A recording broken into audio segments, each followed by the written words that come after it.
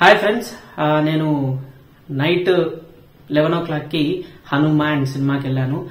Prashanth Varma mark cinema అండి. అసలు extraordinary cinema, VFX next level cinema. ఈ సినిమా రివ్యూ గురించి చెప్పాలంటే బ్లాక్ బస్టర్ అని చెప్పొచ్చు.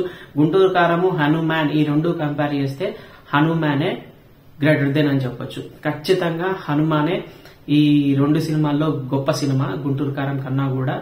యాక్చువల్లీ ఈ సినిమా చూసే ముందు కూడా ఎవరెవరో చెప్పారు హనుమాన్ బాగుందట గుంటూరు కారం కన్నా, రివ్యూస్ కూడా సరే ఉంటాయి కదా చెప్పేవాళ్ళు, వాళ్ళు కూడా చెప్పిన మాటలు నేను పట్టించుకోకుండా రెండు సినిమాలు నేను చూస్తాను కాబట్టి ఆ రెండు సినిమాలకు వెళ్ళాను. నేను కూడా చూసి చెప్తున్నాను, గుంటూరు కారం కన్నా కూడా హనుమాన్ ప్రిఫర్ చేయండి. ఒక్కటే సినిమా చూడాలనుకునే వాళ్ళు మాత్రం రెండు సినిమాలు చూసే వాళ్ళు రెండు చూడొచ్చు హ్యాపీగా. గుంటూరు కారం యావరేజ్ సినిమా అండ్ హనుమాన్ వచ్చి నెక్స్ట్ లెవెల్ సినిమా. అక్కడక్కడ మనకి అంజీ మూవీ, చిరంజీవి గారి అంజీ మూవీ ఫ్లేవర్ కనిపిస్తున్నప్పటికీ కూడా గ్రిప్పింగ్ ఉంటుంది అండ్ ఇంటెన్స్ స్క్రీన్ ప్లే నడుస్తుంది. ఏ సీన్ దగ్గర ఏం జరుగుతుందో అరే అరే భలే తీశాడు ఈ సీన్.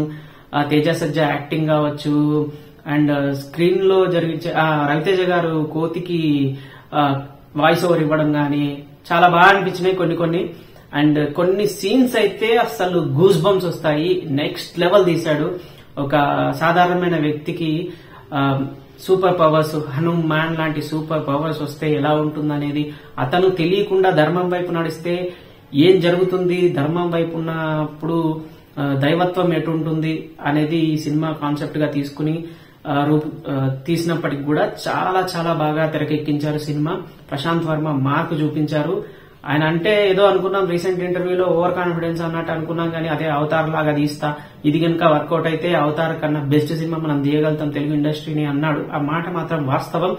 ఎందుకంటే ఆది పురుష్ అన్ని 100 కోట్లు పెట్టి తీసిన ఆది పురుష్ కన్నా కూడా Hanuman cinema next level cinema. అసలు 50-60 కోట్లు పెట్టి తీశారంట. అసలు అలా అనిపించదు. విఎఫ్ఎక్స్ మాత్రం నెక్స్ట్ లెవెల్. ఇంకా ముఖ్యంగా మాట్లాడుకోవాలంటే ఇంటర్వెల్ ఫైట్ సీన్ చాలా చాలా బాగుంది. అండ్ ఎప్పుడెప్పుడు హనుమాన్ వస్తాడా అని ఎదురు చూస్తుంటే ఇంటర్వెల్ సీన్ లో అలా వదిలేస్తాడు.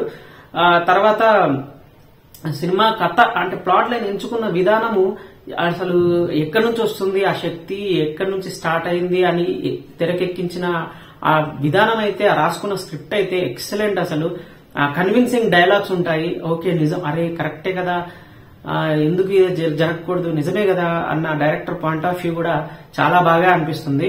ఇంటర్వెల్ బ్యాంగ్ అది. సో సెకండ్ హాఫ్ కూడా చాలా చాలా బాగా నడుస్తుంది. క్లైమాక్స్ లాస్ట్ 20 minutes అండి సినిమాకు ప్రాణం. అక్కడ డైరెక్టర్ హ్యూజ్ సక్సెస్ సాధించాడు. అందరూ కూడా జై శ్రీరామ్ జై హనుమాన్ అనకుండా మాత్రం బయటికి రారు.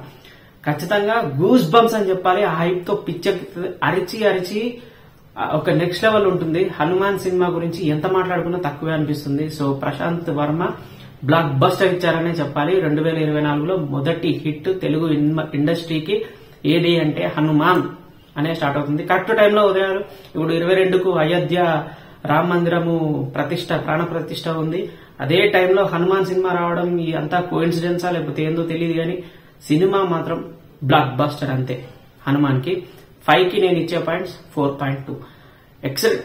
ఇది కూడా ఇంకా ఎందుకు తీసానంటే కొంచెం అంజి సినిమా ఫ్లేవర్ అనిపించడం వల్ల ఈ మార్క్స్, లేకపోతే నెక్స్ట్ లెవెల్ సినిమా అవుతుంది హనుమాన్ అనేది. మీరు కనుక ప్రిఫర్ చేస్తే హనుమాన్ సినిమా ప్రిఫర్ చేయండి.